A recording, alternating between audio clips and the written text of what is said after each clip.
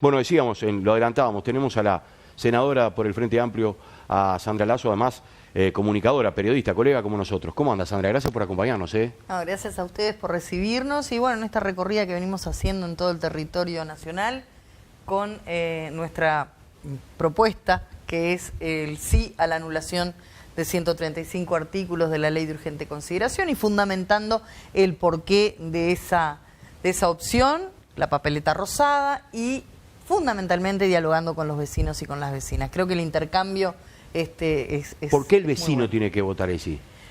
Bueno, nosotros entendemos que esa ley que tuvo su presentación en el momento electoral por parte de la coalición de gobierno, que... el Frente le votó varios... Que el Frente votó casi el 50% de la misma, sí, pero que en su primer encuentro con esa ley nosotros la calificamos, ¿verdad? Dijimos que tenía problemas en el sentido de que la ley de urgente consideración es una herramienta constitucional, válida, legítima, que se aplica y que se aplicó por primera vez en 1967. Yo estaba naciendo en ese momento. Yo ni nacido. Y que en realidad está abocada al tratamiento de una temática, ¿verdad? En forma urgente, tenés 90 días en ambas cámaras, o sea, 45 y 45 para tratamiento en una cámara, pero abocada a un tema en particular. Esta ley que presentaba un sinfín de artículos, que tuvo varias versiones, en realidad modificaba otras tantas leyes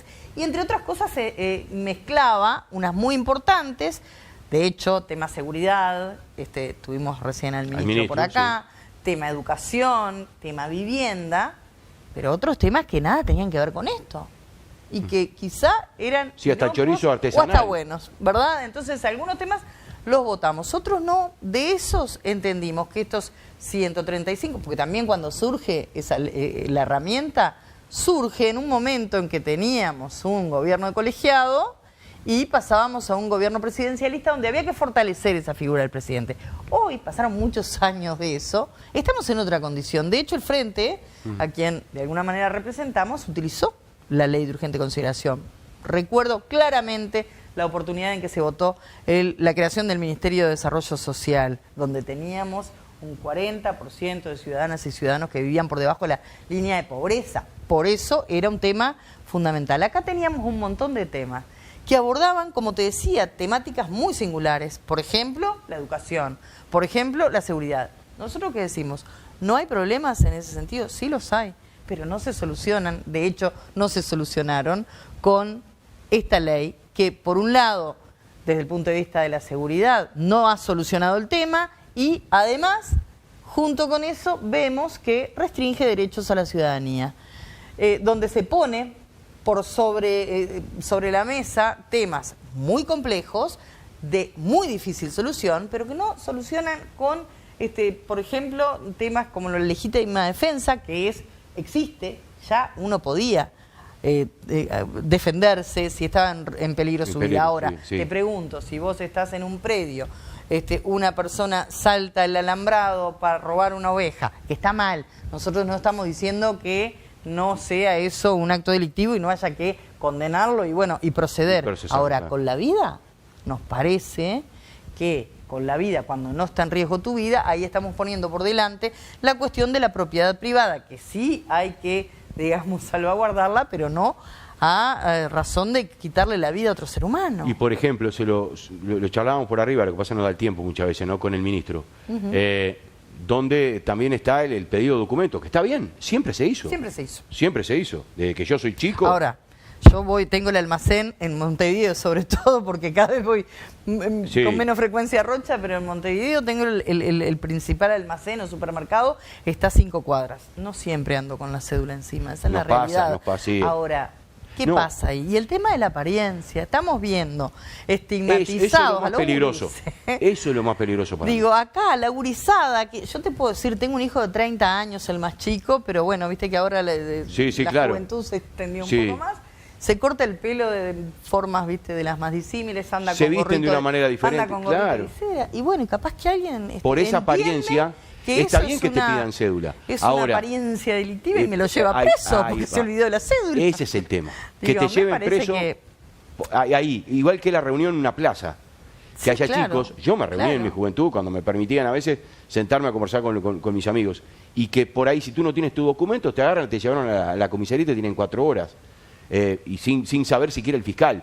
En ese tema a mí me suena, me hace ruido. Pero además, por ejemplo, y lo sabe el ministro, pues lo hemos manifestado en varias oportunidades, la cuestión de la seguridad la tenemos que despolitizar y de alguna manera llevar a una discusión fraterna entre todos los integrantes de la sociedad, porque tiene que ver con la convivencia y cómo vos se están llenando las cárceles, sí, de gente en general pobre, en general mujeres, no se solucionan los grandes temas. ¿Por qué mujeres? ¿Verdad?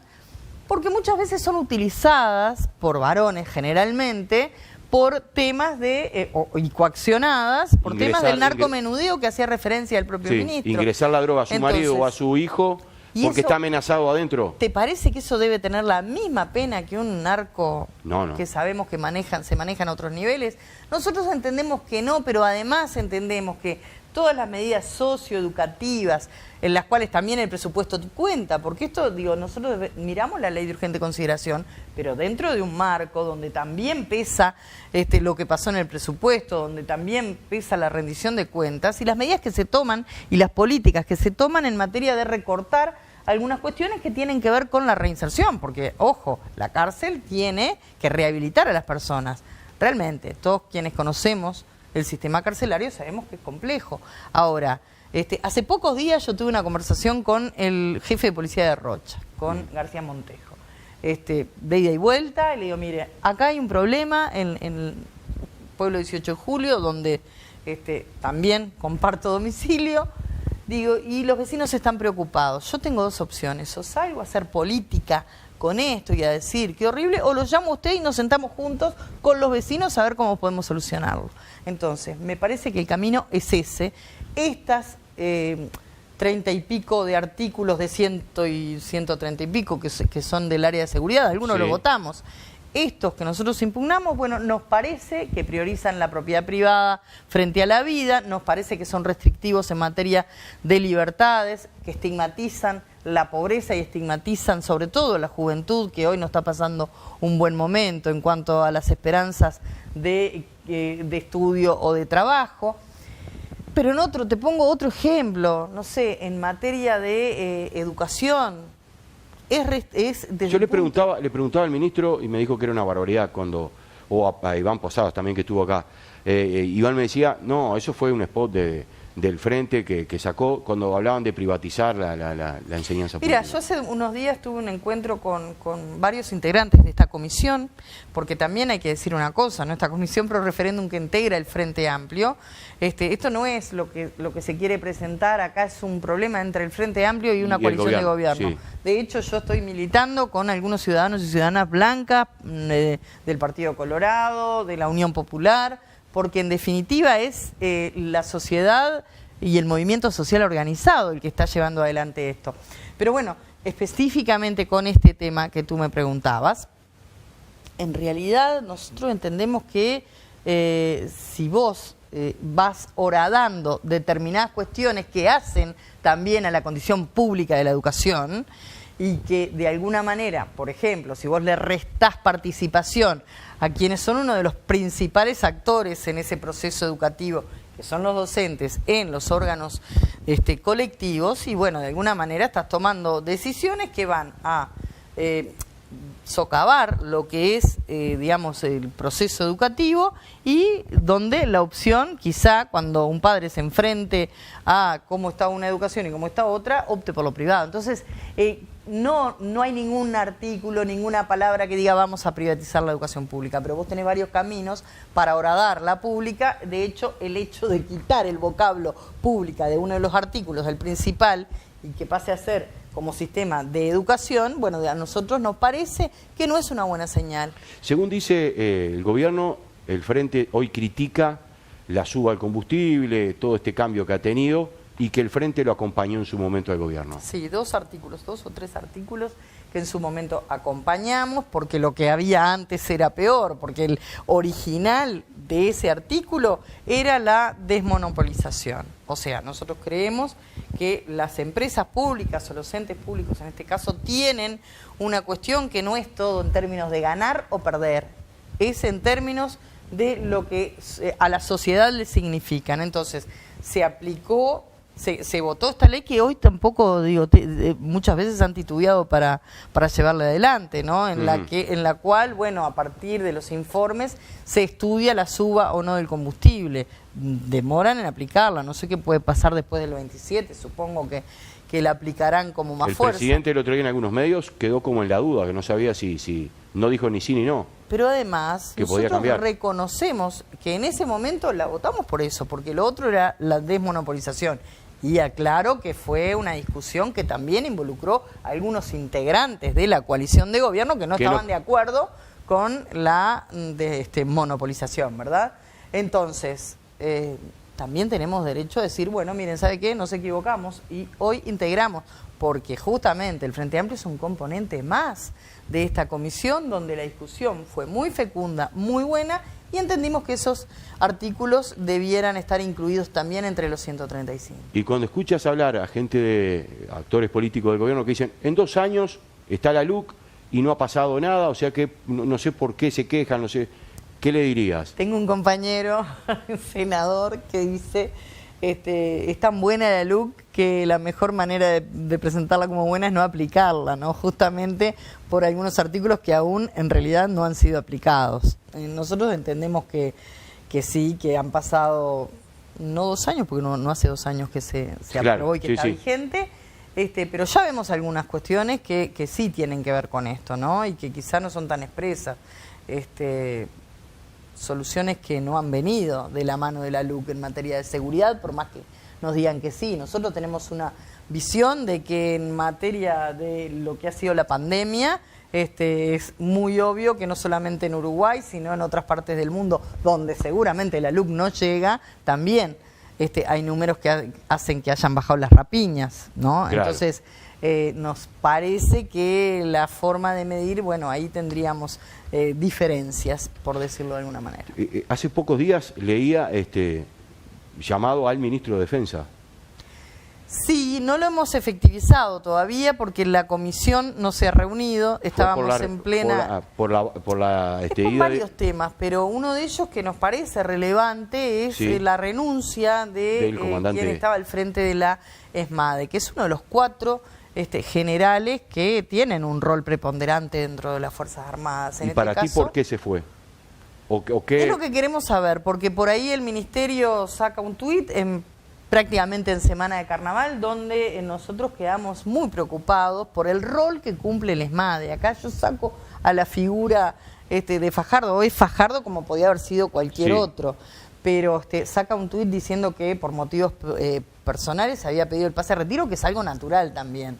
Ahora, después hay declaraciones del propio general que aduce otros motivos que tienen que ver con discrepancias en la conducción política del ministerio. Por supuesto que el ministro es quien lleva adelante la conducción política y los mandos están de alguna manera supeditados a lo que es el mando, subalternos al mando político. Ahora, un órgano que tiene bajo su responsabilidad toda la logística y la coordinación de actividades y tareas de todas las armas, que además tiene que ver mucho con lo que se define en materia del patrullaje de frontera y cómo se define la política allí, que además tiene, en un momento en que el mundo atraviesa situaciones que parecen muy lejanas allá en Ucrania, pero que hoy en un mundo globalizado se va acotando eso, tiene a cargo también a todos los efectivos militares destinados en forma diplomática en todas las embajadas del mundo.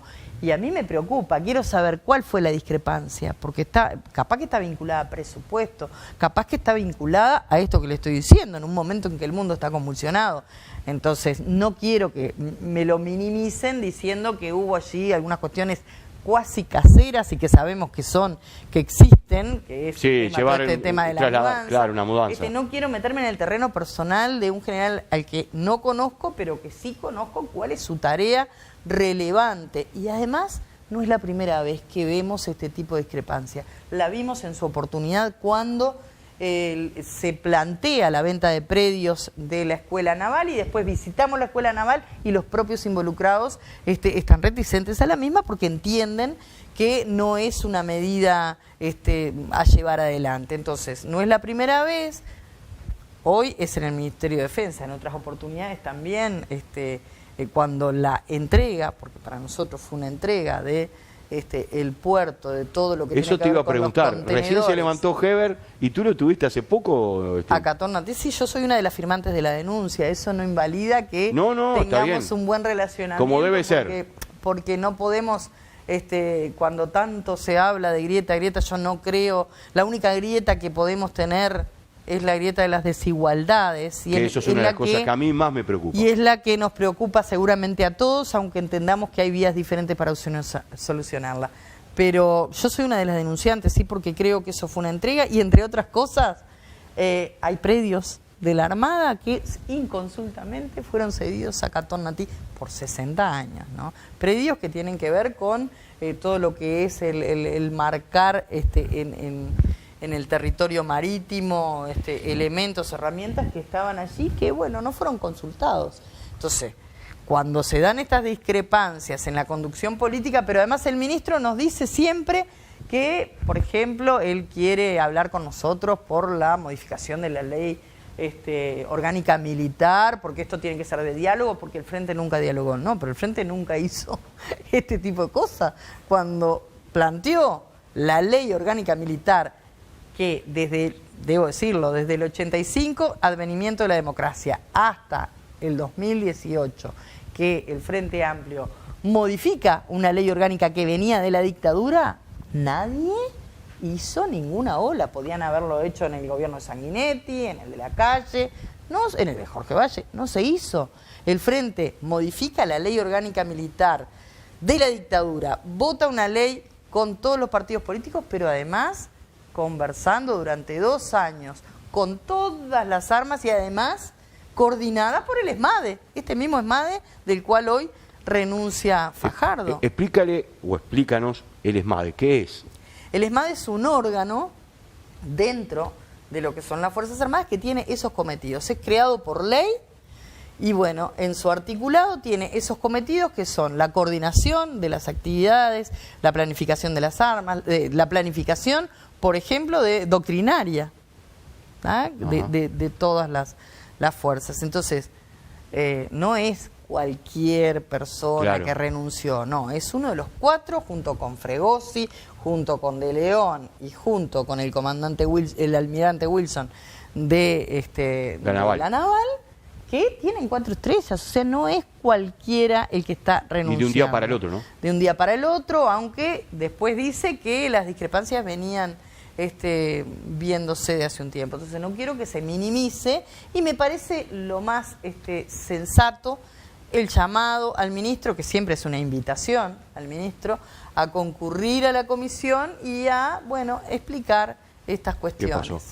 ¿Vas a estar recorriendo? ¿Vas a Pueblo Obrero a las 16? A las 15:30, 16 vamos a estar por Pueblo Obrero allí y nos quedamos por allí por Piriápolis dialogando con la gente y el diálogo capilar y mano a mano es lo que más nosotros sentimos que surte efecto en el sentido de que los vecinos, ojo, cuando salimos a recabar las firmas, la gente no tenía idea, pues yo digo, el presidente dice que es una ley popular, pero cuando salimos a preguntarle a la gente, ¿quiere firmar contra la LUC? La gente dice, ¿qué es eso?